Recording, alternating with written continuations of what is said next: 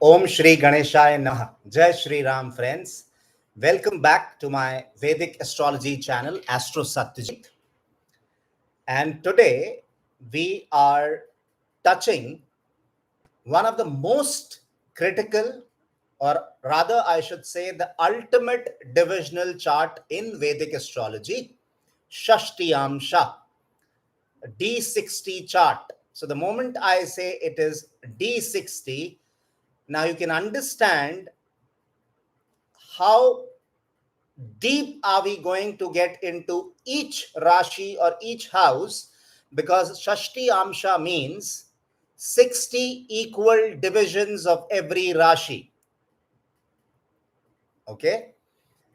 Most of the astrologers whom you might go for readings, they might not even look at your Shashti Amsha. With all due respect to my senior fellow colleagues and senior astrologers, maybe they do look at your D60 chart or Shashti Amsha, or maybe they are ignoring it, because Shashti Amsha, most of the astrologers, why do they ignore looking at Shashti Amsha? There can be numerous reasons, friends. One, definitely, maybe many of them don't know how to look at Shashti Amsha, for what they need to refer to a Shashti Amsha or a D60 divisional chart.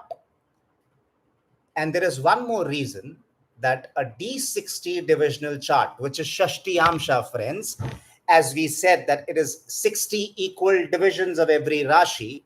So the time of birth plays a very critical role, because you can understand a minute difference, or maybe at times a difference of 30 seconds to 45 seconds, can make difference in the Shashti Amsha Lagna. That means the first house of the Sashtiyamsha, that is your D60 chart, might not get accurately established if the time of birth for that individual is not accurate. However, that doesn't mean that because we are struggling with the maybe accuracy of time of birth, and hence we ignore one of the most important divisional charts as per Rishi Parashar.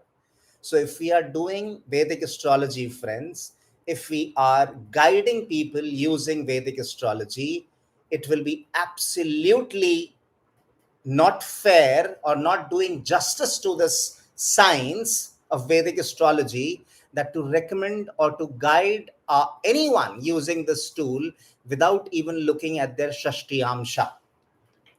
I would like to say this topic is really very exhaustive, and maybe just one live interaction, just one live lecture might not be able to do justice. And we will talk about Shashti Amsha. Definitely, we will talk more of Navamsha. As I even in my previous interactions, I've always said one thing. In the Shodash Varga scheme, when I say Shodash Varga, there are 16 divisional charts, which includes your D1, which includes your Lagna Kundali, which is D1. Rishi Parashar has given us 16 divisional charts. Shodash means 16. Shodash Varga means 16 divisional charts. Rishi Parashar, when he was giving weightages, okay, I will talk about a particular weightage which is called Vimshopaka Bala. Vimshopaka. Vimshopaka means 20. 20-point scheme. Okay. Now, what is Vimshopaka Bala? Now, my friends or my audience might just think that today Satyajit is talking about certain, he's using certain Greeks in his interaction. But trust me, friends, it might sound Greek to you if you are not well versed, or if you have not heard these particular, I would say, points in Vedic astrology. But without assessing the Vimshopaka Bala of any planet, we really cannot assess the real strength or the real outcomes that planet is going to give us in this janma, in this lifetime. Okay. You might have heard people limiting the planetary strength. There are ways of looking at planetary strengths, friend. And the most easiest of all, that all astrology enthusiasts, and I hope all my viewers are already well versed with. So a planet gains strength in D1 when either it is sitting in its own house or it is sitting in its house of exaltation. So it will be the strongest if it is in the house of exaltation. It will be very strong if it is sitting in its own Rashi, or maybe even stronger if it is sitting in its Mool Trikon Rashi. Similarly, a planet will be comfortably placed and will be having strength if it is placed in a friendly Rashi, in a friendly zodiac, in a friend's house. That same planet will be not able to give us results, all those benefic results, if it is placed in a, I would say, enemy Rashi. And maybe the strength is depleted for a planet when it is in the state of debilitation. That means it is sitting in its Rashi of debilitation. Okay. We refer to it as, in Vedic astrology, that the Graha is situated in Neech Rashi. Neech Rashi is the Rashi of debilitation. It is bang opposite the house of exaltation Rashi, where a planet gets Uch, exalted. For example, if Jupiter gets exalted in Cancer, Jupiter gets debilitated bang opposite Cancer, that is in Capricorn. A Venus gets exalted in Pisces, so it is debilitated in Virgo. If Moon is exalted in Taurus, the same Moon will be debilitated in Scorpio. However, we might go, one step further. Then people will say that, you can't just look at the planetary strength by just assessing which Rashi are they, placed in. Please also refer that are they placed in the good houses. We refer to as the so-called good houses. Usually, definitely it will be the Kendra sthans, the Vishnu sthans, the first house, the fourth house, the seventh house, and the 10th house, friends, the quadrant houses. Yes, a planet will be sitting with a lot of strength in these quadrant, or will be placed. It is good for planets to be placed in quadrant houses or the Kendra sthans.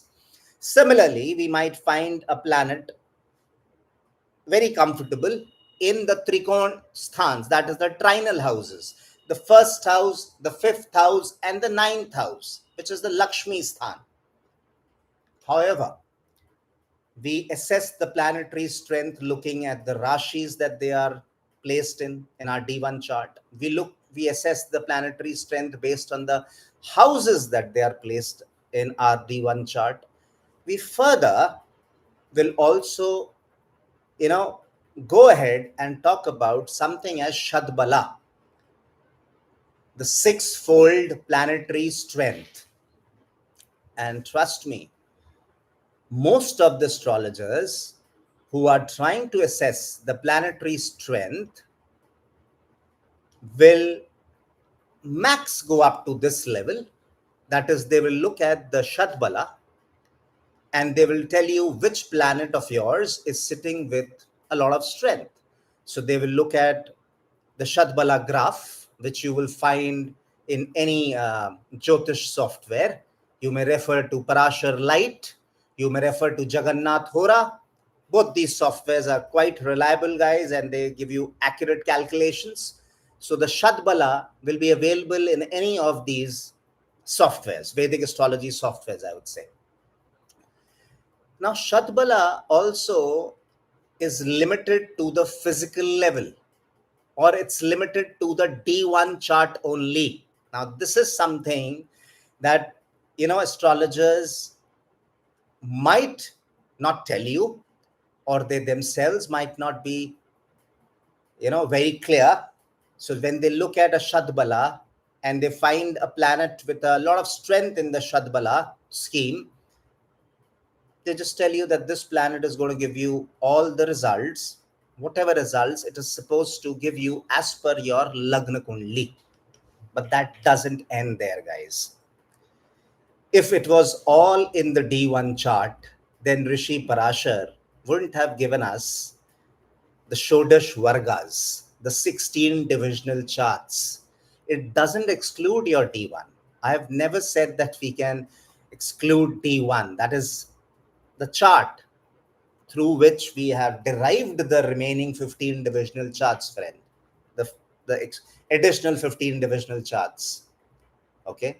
However, we need to remember that the most critical divisional charts out of these 16 divisional charts will always remain D1, which is your Vedic horoscope, your Lagna Kundli, then your Navamsh Kundli D9, where we will look at the soul level. Yes, we will look at not just things limited to your marriage and your spouse. We can assess everything, even from a Navamsh chart, which is primarily seen for the soul journey. However, if we have to talk about even more deeper, okay, the real causes or the real reasons of things getting manifested in a certain manner, the real reason of you finally getting into a particular career, a particular field in this Janma, the answer is not to be found only within your D1 for sure. And even if you include D9 along with D1, and when I'm talking about career, so many of my fellow astrologers and definitely my viewers might say that Satyajit is not referring to the D10 chart. That seems to be the most defining divisional chart when we talk about career or when we are talking about any karma. The Shamsha. I'm not saying that we will exclude it. The Shodash Varga, the 16 divisional charts, definitely, D1, D9, D10, all play a very, very, very important role. However, even if we restrict or if we really want to find answers or the causes of why things are happening in a particular fashion in our life, we might find two different individual charts and we might find similar combinations in their charts. However, still there will be absolute difference in the way things have manifested in both these individuals' lives.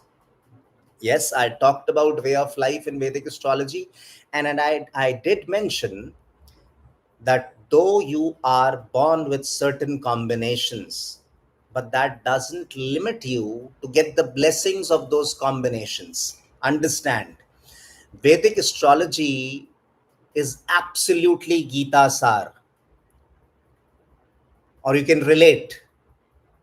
Sri Hari, Krishna told Arjuna that you do your karma, and he never told not to, think about the phala, because at times it is interpreted or inferred by certain scholars that Sri Hari told us that you just continue to do your karma, apne karm karo aur ichha ki phal mat rakho. That's not the right inference or the right interpretation.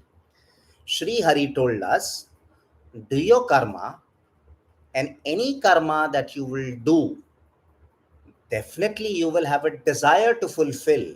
Definitely there's a reason why you're doing that particular karma in this lifetime. You want a result out of it, and hence you are putting that karma in a particular, and hence you are putting in that hard work in a particular direction. However, Sri Hari, the Lord told us, do your karma. You have all rights to have desires through that karma. However, you have to leave what fruits I give you, what results I give you for that karma on me. That means Sri Hari will decide what will be the fruits or the results that you will get through your karma. He never denied fruits. He categorically mentioned, it is me who will decide what fruit to be given when. He did not tell us not to have desires. A person without desires will not be karmat at all. And if in this material world you are here to fulfill your duties, your responsibilities towards your family, then you have to do karma.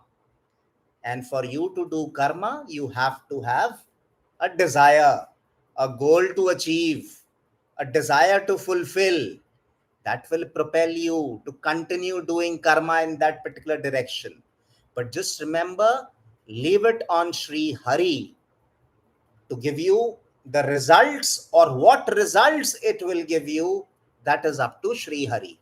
Now, when I use this, when I make the statement very loud and clear, that means if we are talking on the physical level or even at the soul level for this janma and the karma level for this janma, now please remember I'm using the word for this current janma, in this current lifetime. So the first three divisional charts, which usually astrologers will not go beyond, which is our D1 chart, the D9 chart, and the D10 chart. Lagna Kundli, the Navamsh Kundli, and the Dashamsh Kundli. And trust me, any astrologer who's even referring to these three divisional charts, and then with his learning and knowledge, combining the inferences that he or she draws from these three different charts, and then whatever predictions or whatever guidance he or she is offering to their respective clients, is a very knowledgeable and a very experienced astrologer, no doubts. I'm not undermining the knowledge and the experience, and maybe they are doing it with a very pure intent. Maybe they have a very strong and a well placed Ketu in their horoscopes, friends. And if you remember, I talked about anything to do with spirituality, anything to do with adhyatma, anything to do with moksha, the only planet which is capable or competent to, give us moksha, give us more spiritual progress, allow us to get more spiritually evolved in this janma, the planet to be seen as Ketu. And what is Ketu? Ketu can be many things we talked about, but Ketu for sure, in one word, if I have to say, it is intent. The better the intent for any karma, better the results of that karma. Trust me. These are golden words. And I might be sounding like as if I'm blabbering, guys. But trust me, I have to, stress on certain statements I make. I need to reiterate, re-emphasize on certain statements I make, because I want them to echo into your ears and they to remain with you forever. So when I said intent, in any service provider who is working for his or her client, see, an astrologer is here to guide, take you out of those problematic situations, or maybe give you that strength to withstand those struggles that a person might be facing in this current lifetime. A lawyer gets you out of those legal issues, God forbid if you get into one in this janma. A doctor, the life savior, gets out of those life threatening kind of conditions, those diseases, those illnesses. Now, an astrologer, a lawyer, a doctor, Any one of them can be magicians who can do wonders for their respective clients, but they would be only magicians, or the Lord will allow them to be magicians in this Janma, friends, only if, with whatever knowledge, whatever experience that they have gained and acquired in their respective profession, because of which they are able to guide and save their clients, they become magicians only if their intent is genuine. They can't have a wrong intent while they are using their knowledge, their competence, their education. Similarly, if I'm talking about intent, so I was referring to the astrologer who's having the right intent, who's really experienced and knowledgeable. He is referring to these three divisional charts, primarily the D1 for sure. It all starts from the Lagna Kundli. Then he shifts to your, simultaneously, he's even looking at your D9, which is your Navamsh Kundli. And he's also referring to your D10 chart, which is your Dashamsha. We refer to it, to this particular divisional chart, to assess all karmas, every kind of karma. And in the material world, for practical purposes, we might say that to assess or infer anything about an individual's career, the Shamsha is one chart which has to be invariably referred to. I would still say it's not the complete story, or it's just not even half of it. It might show you certain colors, it might show you certain schemes that might get active at different point in times in your life. However, the actual things, the real things, the actual fruits, okay, that Sri Hari, as per Gita, Bhagavad Gita, will give us, because he said, leave what fruits and when do I give those fruits to you? You continue doing your karma, you continue to have your own desires. I don't care. And I'm okay, because if you don't have desires, why will you do karma? But I will give you the fruits, and at a particular time. To give you in very simple, plain words,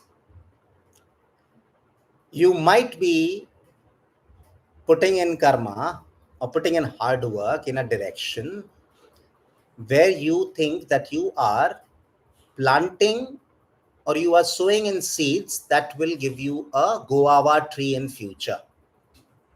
Trust me, guys, Sri Hari will not stop you while you are sowing those seeds and while you're working on your agricultural field, and you're trying to plant a guava tree and you want guavas to grow in that in the consecutive subsequent years.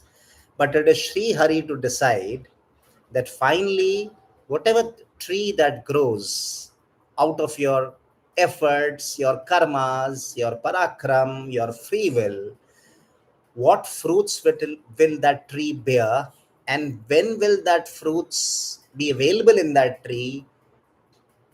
You have no choice, but you have to leave it to Sri Hari. Now, if you really want to understand that what will be those fruits finally, or what will and when will be those fruits,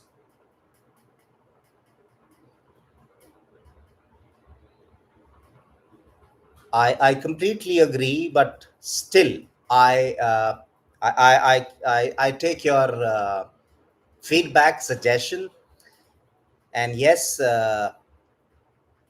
maybe I will take questions from my audience and I will try and answer those questions for them. But before even I answer, there are certain realities or certain yatharth about Vedic astrology that I want to share, because I do not want to just merely answer or give predictions to my audience, and then for 6 or 4 out of 10 it goes wrong. It's not my credibility, my knowledge, and my learning of Vedic astrology, which I will put at stake. I would put at stake the credibility of this divine mystical science called Vedic astrology, Vedic Jyotish.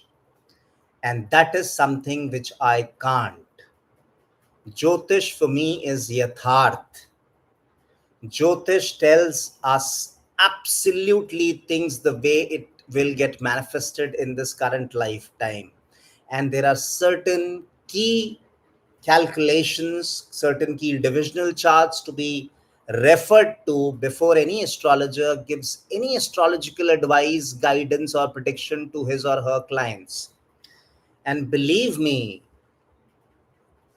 those guidance in such interactions may not be possible and may not be fair with my other audience who would go through this video if they are not connected to me while I am live.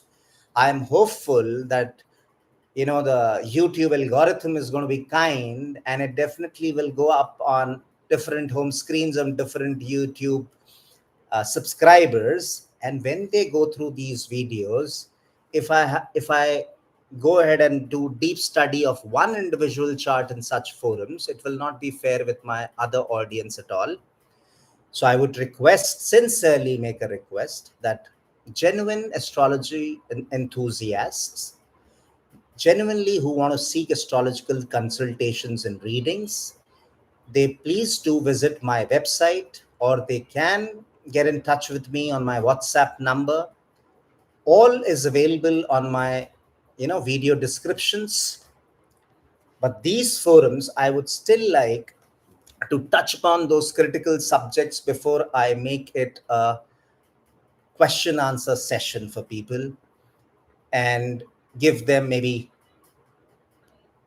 incomplete answers, or at times it may be completely wrong, incorrect answers or inaccurate predictions, because I might not go deep into their chart while I am doing such interactions on a YouTube live interaction session.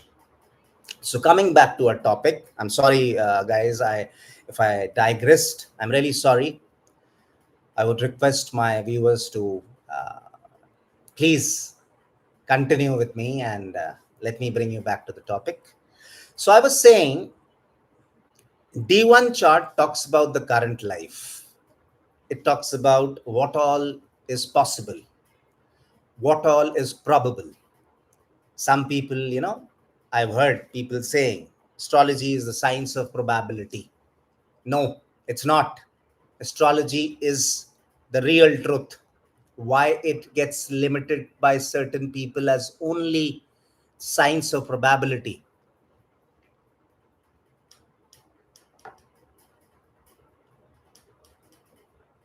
All right.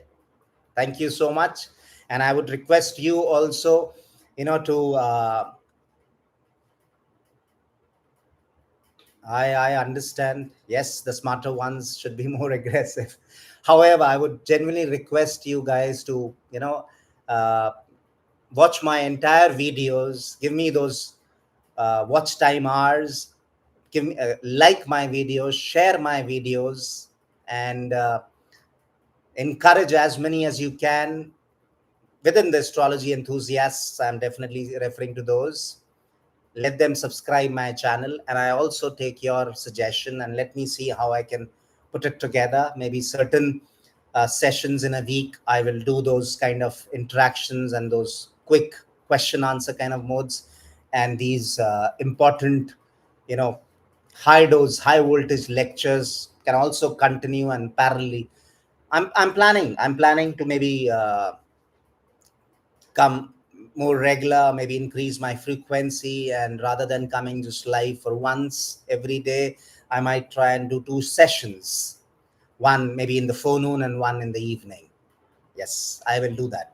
And I genuinely appreciate you taking out time, not just to listen to me what I'm saying, but also helping me with your suggestions. And you genuinely want this channel, this family of Astro Satyajit to grow, and with which This Vedic astrology will reach millions and billions, which my objective, my prime objective is in this Janma. So, in this Janma, what all is probable, what all is possible, these are statements which we make when we only limit a reading, or when we do a reading by referring to someone's D1 chart only, which is Lagna Kundli. Okay. This is the physical mortal self. What all may get manifested in this material world is to be seen from the D1 chart. And I'm using the word what all might get. So I'm using the word might, friends. I'm very loud and clear. It is probabilities. We fine tune it further and we try and match it with your soul journey, the soul level, at the inner core of this mortal body level, if I can refer it to. The soul is anyways within us, the immortal thing within us, which is the soul, the Atman, the Atma. So we refer to the Navamsh Kundli. And you've seen, these astrologers referring to that, yes, if there's a planet which is strongly placed in your D1 chart, but if it is weakly disposed in your Navamsha, if it is debilitated, if it is deeply afflicted in your Navamsha, then you do not get those good results of that planet, which superficially were to be seen from a D1 chart, but it gets spoiled or the strength gets depleted significantly because of its ill position, because of its bad position in your Navamsh Kundli. Similarly, we have heard about Amatya Karka. This is one of the Gemini Karkas, friends, which we refer to assess maybe the career scheme. And we have heard about the Atmakaraka, the Amatya Karaka. So these are things that we will refer into the D9 chart. Further, we get into Ardhashamsh Kundli. Again, we are talking about karma. But remember, D1, D9, D10, this is all limited about this Janma. This is showing about this chart is showing you things or giving you indications about this Janma. I'm not saying that this is absolutely still in that might kind of a bracket, which I referred to when I was talking about the D1 chart. But yes, when you are looking at all these three simultaneously, then you are really getting into a much, much, much deeper level, and you are able to provide genuine good guidance to that client of yours whose chart you are referring to. But now remember Gita, Bhagavad Gita, and Sri Hari is saying to Arjuna that I will decide what phala, what fruits to be given and when. Now, if we have to really look into the real fruits which will get manifested or which might get realized because of your physical journey, D1, because of your soul journey, D9 in this Janma, because of your karma, the kind of karmas and all the karmas that you do in this Janma, which is D10, finally it is going to culminate. I am using the word culminate, guys. Finally, it's going to get culminated at this most important divisional chart, which is Shashti Amsha, which is D60. This is not limited to only this Janma. This talks about the previous Janmas as well that the soul has taken. So we are talking about previous births and the real karmic baggage or the karma that we have been able to accumulate across different janmas the soul has taken.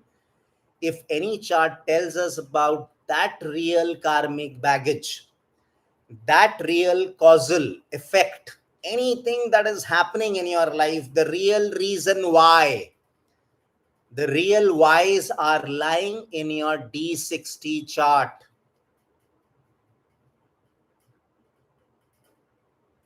The D60 chart overrules I'm using the word overrules all other schemes or ways of assessing planetary strength of any planet in Vedic astrology.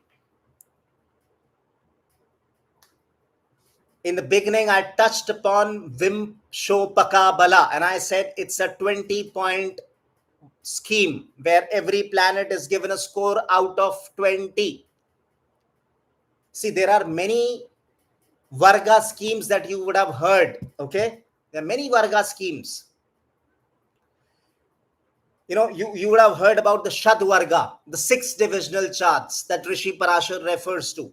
So when he talks about those 6 Vargas, he talks about your D1, he will talk about your Hora chart D2, he will talk about D3, okay, he will talk about D9, D12, D30. Now you would think that in the Shatvarga Satyajit, your, neither D9, not D10, not D60 appeared. So just imagine, it cannot be the Shatvarga scheme that we will refer to. Then there is Saptvarga. We add another Varga to it. There are, 7 divisional charts that Rishi Parashar refers to. Then we have heard about 10 divisional charts, that is Dasha Varga. So there are 10 divisional charts which Rishi Parashar will refer to. Finally, we come to Shodash Varga, which is 16 divisional charts, friends.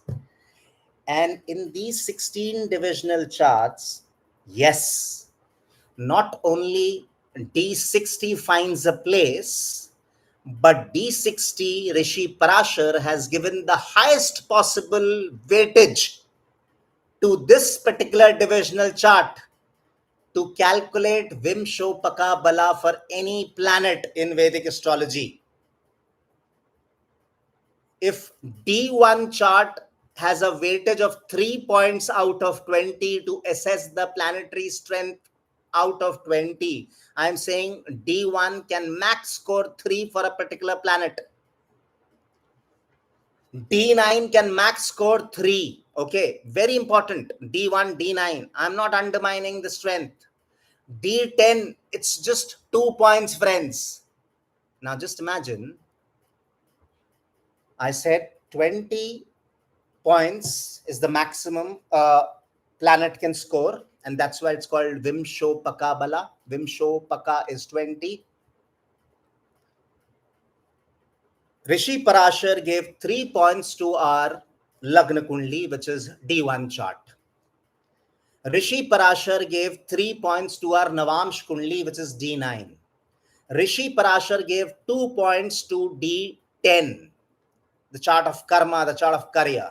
If we add all these 3 charts together, the maximum points that can be scored by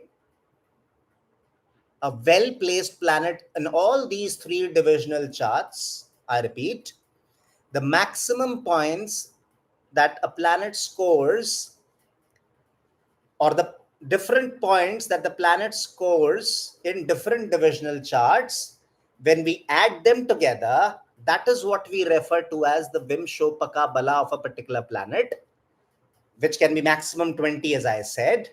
And that is to be seen by the placement of that particular planet in all those divisional charts. And again, we will go back to our basics. Is it in Rashi of exaltation? Is it in its own Rashi? Is it in its Rashi of Mul? Is it in a sign of Mul Trikon Rashi? Is it in a friendly Rashi? Is it in a Rashi of enemies? It is in a Rashi of debilitation. And we will give scores. I'm not getting into the maths, because Vimshopaka Bala is, again, you will find it in all those good quality Vedic astrology softwares, and I named 2 of them for you, Parashar Light or Jagannatha Hora. So now coming back to this weighted scheme, guys, I said 8 is the maximum a planet can score in the Vimshopaka Bala scheme if we are looking at someone's D1, D9 and D10. 3 plus 3 plus 2. Now, can anyone tell me what is the weightage Rishi Parashar gave in the Vimshopaka Bala scheme while we are referring to the Shodash Varga, the 16 divisional charts to D60? D60, guys, has 8 points. So all the three most critical divisional charts, Lagna Kundli, the Navamsh Kundli, and the Dashamsha, they all three put together, cumulatively, they give us max 8 points to a particular planets. That means if a particular planet gets the highest scores in each of these three charts, then the planet might score 8 out of 20. However, if a planet is strongly placed in the D60 alone, the planet gets 8 out of 20 just by the virtue of being strongly placed in your D60 chart. Now, just imagine, friends, D60 overrules every other chart, including your D1 chart, if you are assessing the real strength of any planet as per Rishi Parashar. When I say as per Rishi Parashar, as per Vedic astrology. Now, if we are reading charts, our own charts, or maybe we are, budding astrologers or maybe experienced astrologers, and we are doing readings for our clients. And if we are not looking at the planetary, you know, uh, I would say strength, or how a particular planet or how the planets are disposed in one's Shashti Amsha, which is a D60 chart. How well are they disposed there? How comfortably are they placed? Are they ill placed? Are they well placed? And if we are not just looking at D60, if we are not looking at the Vimshopaka Bala using the 16 divisional chart, the Shodesh Varga scheme, then we are not doing justice with any reading, because you are not assessing the real strength of a particular planet. And if you are not even realizing the real strength of a particular planet, how will you give any prediction or any guidance to any of your clients for that matter? For any yoga to manifest, which may be is union of two planets, it is connection of two nakshatras, it is connection of two house lords. It may be one planet which is competent enough to give you results just by the virtue of maybe it is forming a Panch Mahapurush Raj Yoga, or maybe it's a Rajyokari Graha in your planet, in your horoscope. It owns simultaneously, a quadrant and a trine. So both a Vishnu Sthan and a Lakshmi Sthan is owned by that planet simultaneously within your horoscope. So that particular Rajyokari Graha might be competent to give results, and it doesn't need an association with a different, with some other planet for a yoga to get formed. So when we are giving guidance to people based on planetary strength, so we are going back to the basic yogas, we're referring to the planetary periods, we maybe we are referring to different planetary period schemes, but I'm again right now talking about the most, I would say, uh, common one. And when I say common, means it also holds true for almost everyone, or for a large amount of individuals, large percentage of individuals, which is our Vimshotri Dasha scheme. How can we guide if we really do not know the real strength of a planet? And if we really do not know that because of that strength of a particular planet, what will be the outcome, or what will be the final results which will get manifested? We will continue to, you know, not just the non-believers of astrology, friends, trust me, even the believers of astrology, they beyond the point start taking this science as a science of probability. And I really agree to disagree on this particular point. It is again not probability. Yes, by way of living, you can get certain results out of certain good results out of certain difficult combinations getting formed in your horoscope, or by way of life, by making certain changes or by following certain things in this janma, you can increase the positive outcomes of those good yogas which are getting formed in your horoscope. But if you really want to know what will be those outcomes, okay, it's giving you good results. In what way? You go to an astrologer, you ask him, how's my career going to be? you know uh, you get an answer, it's going to be phenomenal. You will rise very high in your respective career. You ask him, will I do will I get into you know uh, any profession which might give me international fame? And they get stuck. Trust me, they will get stuck, because astrology and the basic D1, D9, and D10, and that too, I said, very few of us within the astrology fraternity are referring to these three divisional charts while they are doing hundreds of readings, and the whole credibility of this science is getting lost or getting weaker.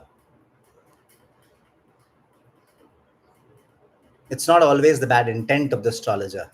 At times, it is even their knowledge. So, if their knowledge limits them not to refer to somebody's Shashti Amsha, if their knowledge limits them not to even look at the Vimshopaka Bala, which is pre-calculated in the softwares, you might not have to even do the maths today. It's that simple, guys. We're not in those primitive days where we have to do everything manually. And maybe that was one genuine reason that why it was not getting possible by those astrologers who the parampara astrologers. Astrology is happening through generations in their lineage, in their family. Grandfather was an astrologer, father is astrologer, the son is an astrologer, his son also will be an astrologer, and they've been doing astrology for generations. But even they, if they don't look at the Shashti Amsha,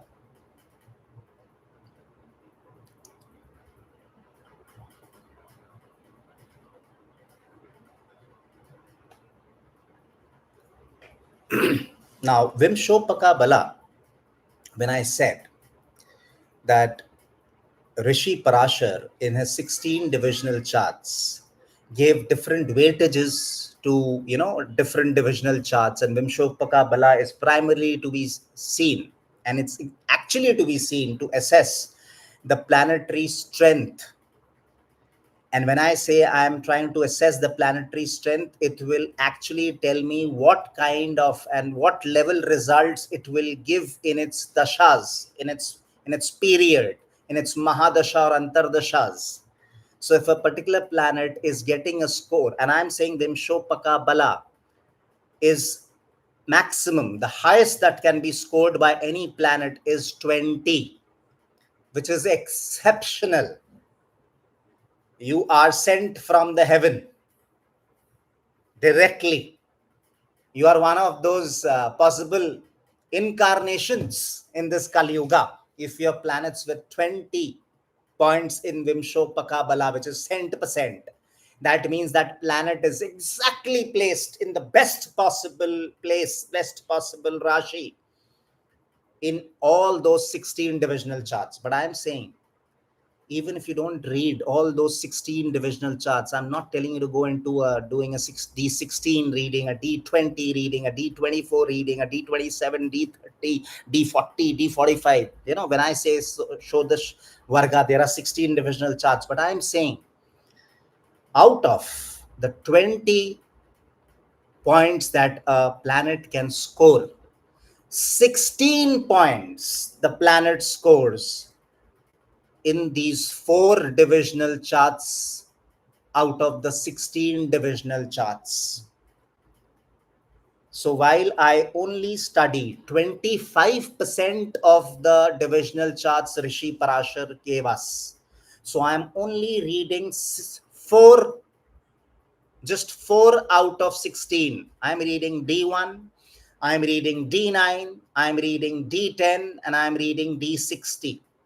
By just limiting to these 4 divisional charts, the maximum score the planet can attain is 16, 1-6, because the maximum score that can be attained by a planet in D1, I said, guys, it's 3 points.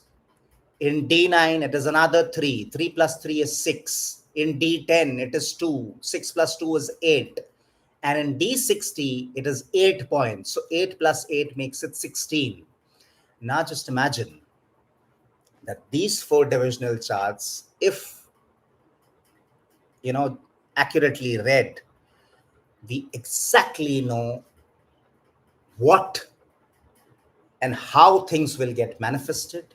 We exactly know the reasons of why a particular karma in a particular manner being done by 2 different individuals ends up giving them absolutely results which are contrast to each other, because these 2 individuals might have the same D1 chart. Trust me,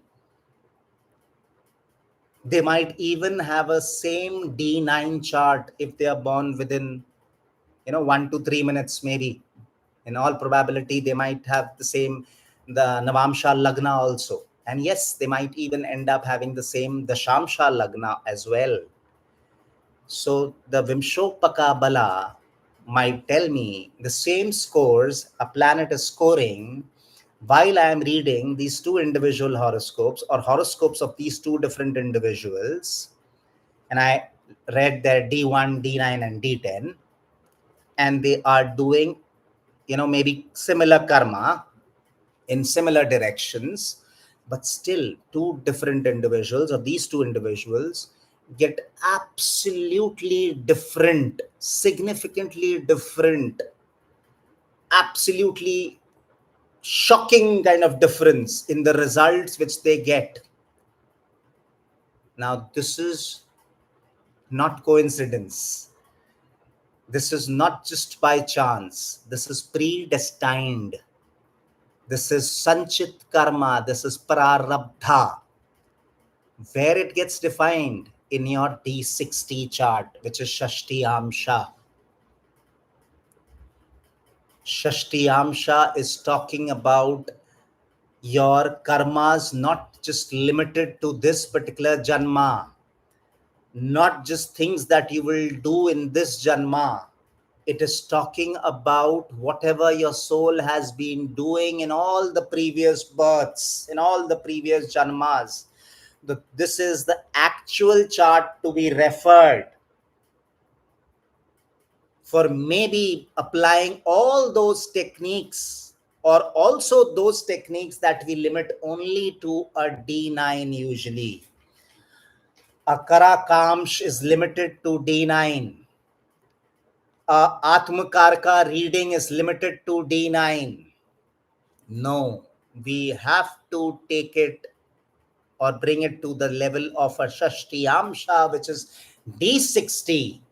Anything that is seen, or any promises that are visible or prominent in your D1, D9, and D10, before you summit and culminate to a prediction or a guidance to any of your client, you have to refer to their D60 chart. No prediction can be accurate Mark my words, no prediction can be accurate, no prediction can be correct if that prediction has not been vetted through the D60 for that individual. It is only by chance, or it is only by God's grace which prevails on those learned astrologers who have the genuine right intent while they are doing readings for their clients, that they might not have referred to the D60, but still what they predicted came true. It is only genuine God's grace that prevails over them. And maybe God allows certain things to get manifested, or maybe those things were getting even otherwise manifested if they would have referred to the D60, which they have not.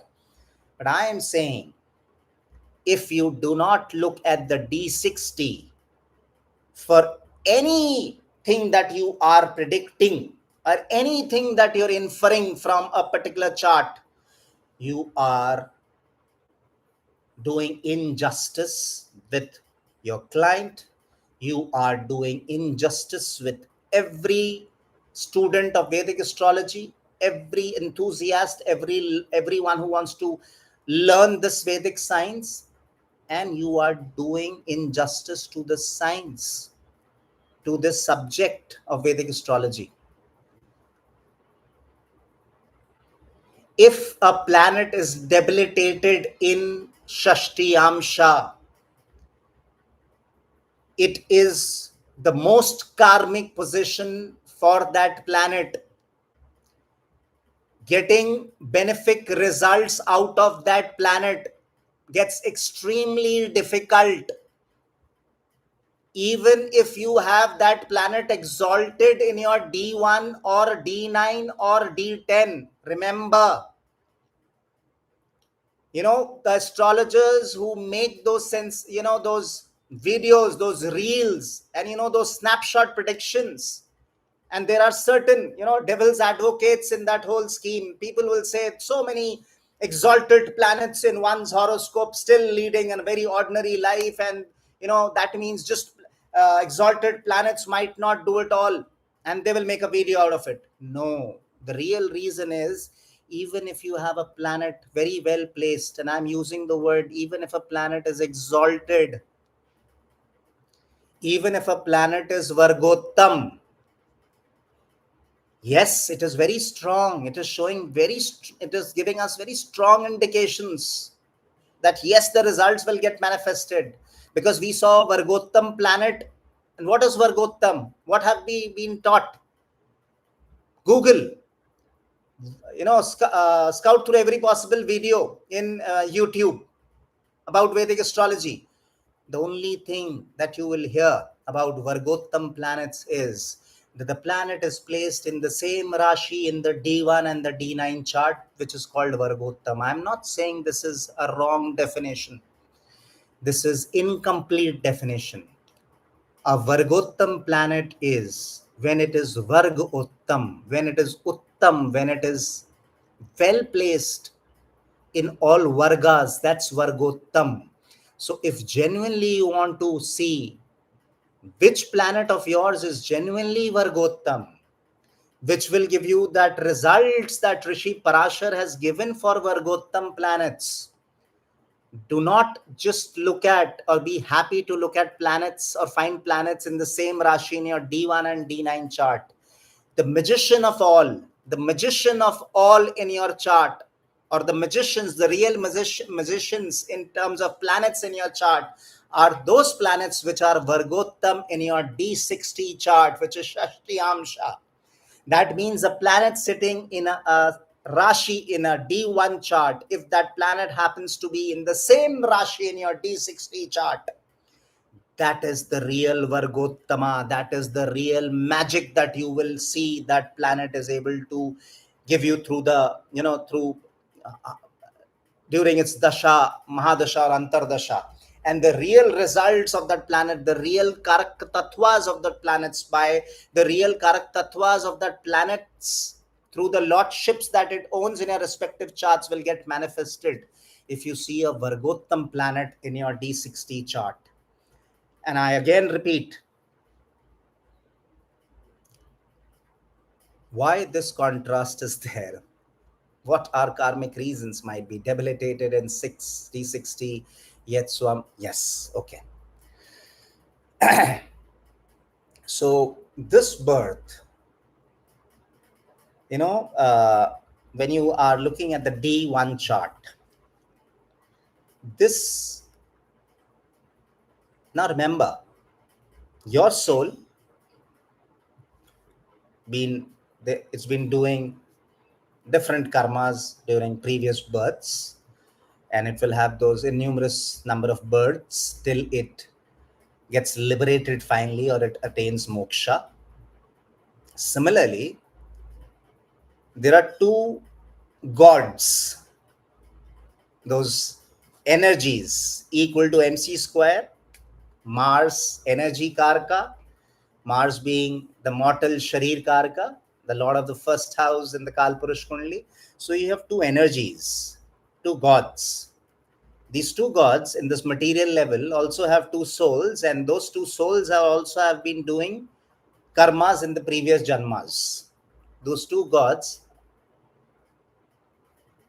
are no one but your parents, who actually are the reason of you being born in this lifetime. So there are karmas, pending karmas of the parents, there are pending karmas of the individual born, and maybe now it's a mix. All will get culminated finally based on you get a beautiful chart, you get a beautiful D1. Maybe if the karma of your parents has been exceptional in this lifetime, or maybe so they are blessed with someone who's born with a beautiful Lagna Kundli, a D1 chart. Maybe your previous Janma, you were able to do certain good deeds and you had a blessed D9 also. Because Navamsha also gives us a flavor of the previous birth. Okay. But this soul has been doing different kind of karmas throughout its multiple births, multiple janmas. All that has got accumulated, added, accounted for in the Shashti Amsha. So that is why you may be born in a good family. You may have a good upbringing, a good childhood.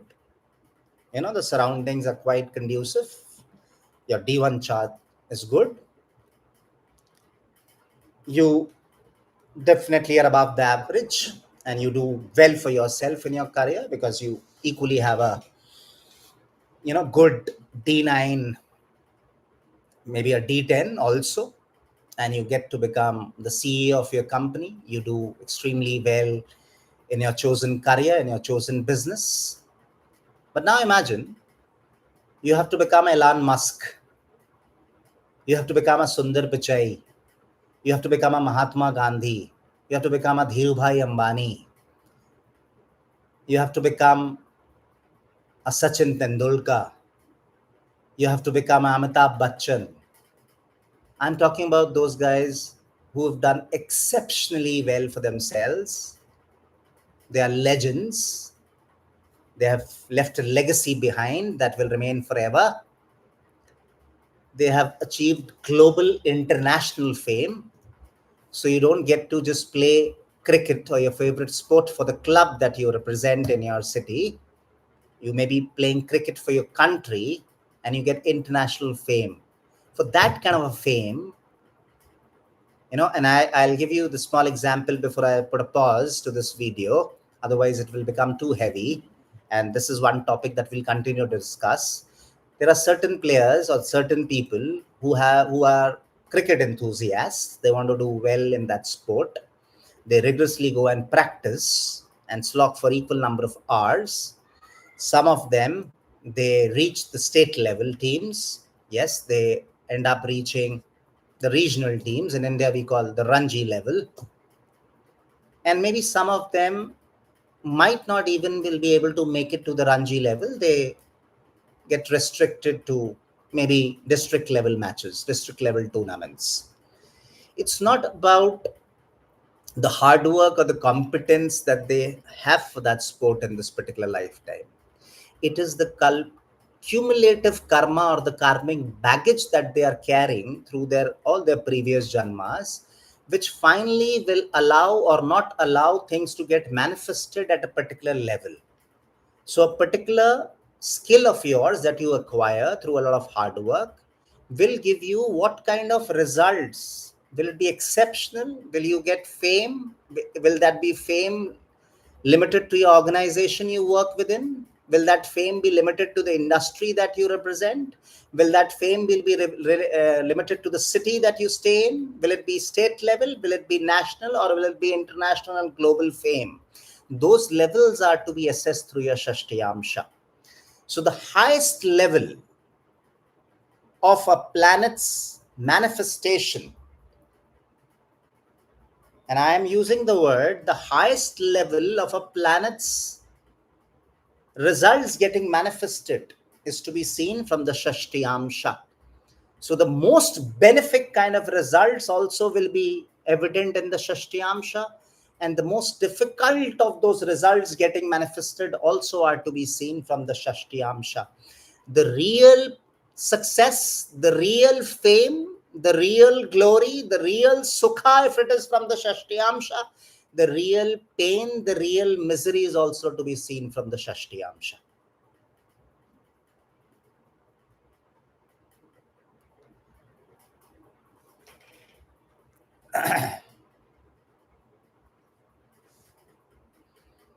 Jupiter Ketu combination in the 12th house of the Shashtiyamsha is a very good yoga for getting moksha.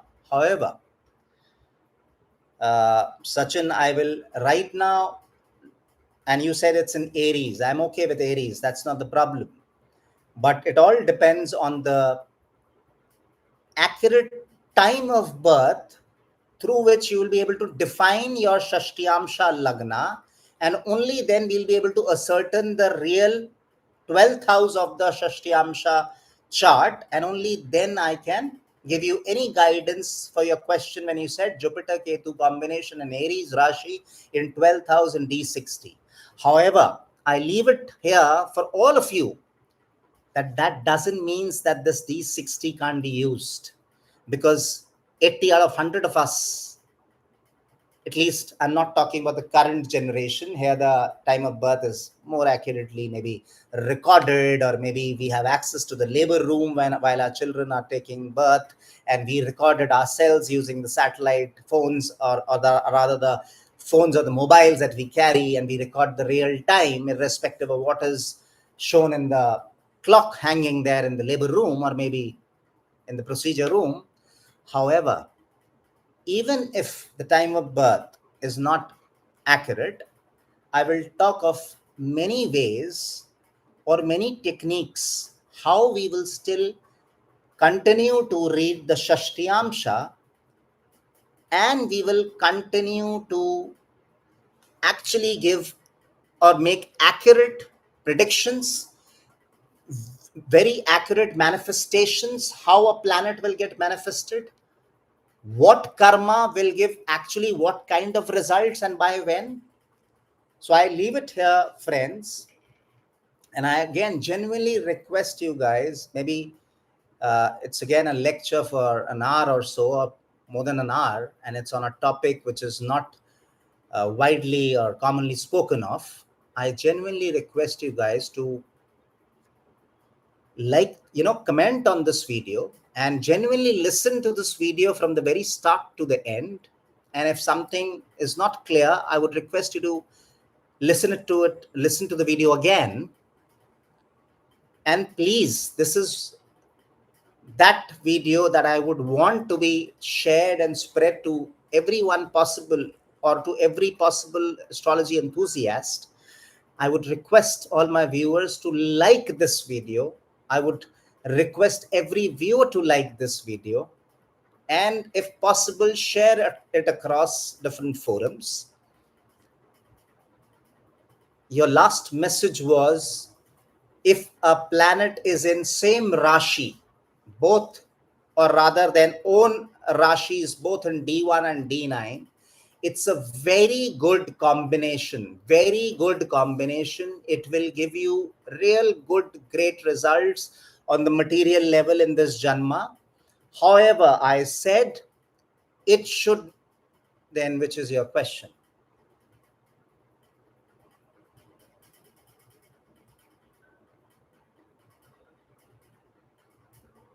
Okay.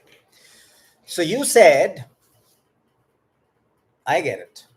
So if you have a debilitated planet in D60, it represents unfulfilled desire for that planet in past life, but due to hard work in this life, now in this life, one will get. No.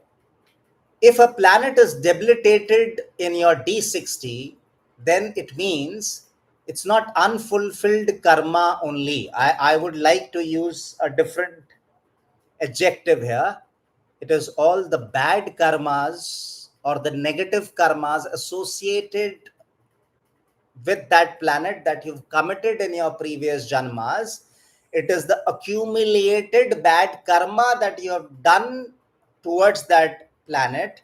And in this janma, you have to do praishchit. In this janma, you have to let go of many things, of many karak tattvas will be taken away from you, or you will have to let go those karak tattvas of those planets for a better D60 in the next life.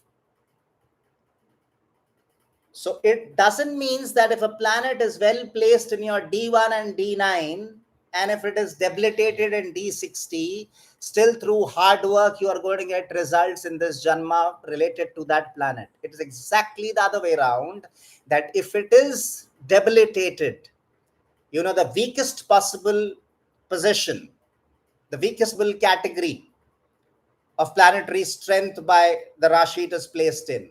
So if a planet is debilitated, it is really very ill placed, very extremely depleted in strength, and it shows there is a lot of negative karma that your soul has committed in all the previous janmas related to the karak tattvas or related to that planet significance.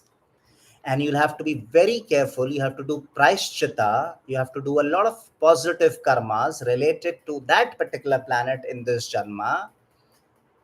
And you might not even get any results, any good results related to that amount of karma that you do for this planet in this janma.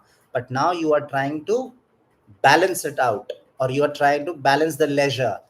So there's a lot of debit entry for that particular planet, and I have to put in a lot of good karma. You have to do a lot of good karma related to the karak tattvas of that planets, related to the house lordships of that planet, and only then you'll be able to balance that for the next janmas to come.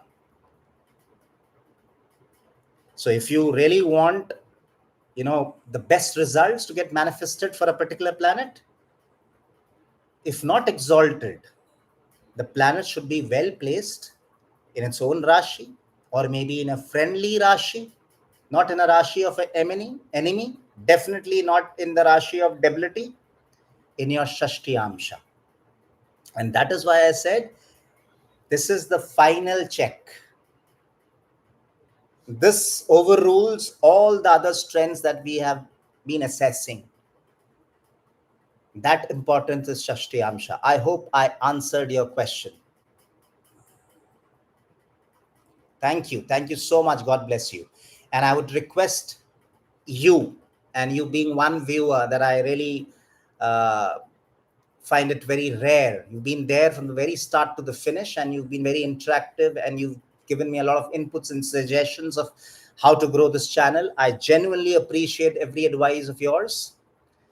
And I would, as a selfish soul, request you to do whatever you can to spread this knowledge across. Do share this video, and do encourage all other astrology enthusiasts to subscribe to my channel. And God bless everyone, and see you soon. Om Shri Ganeshaya Namah. Jai Shri Ram, dosto.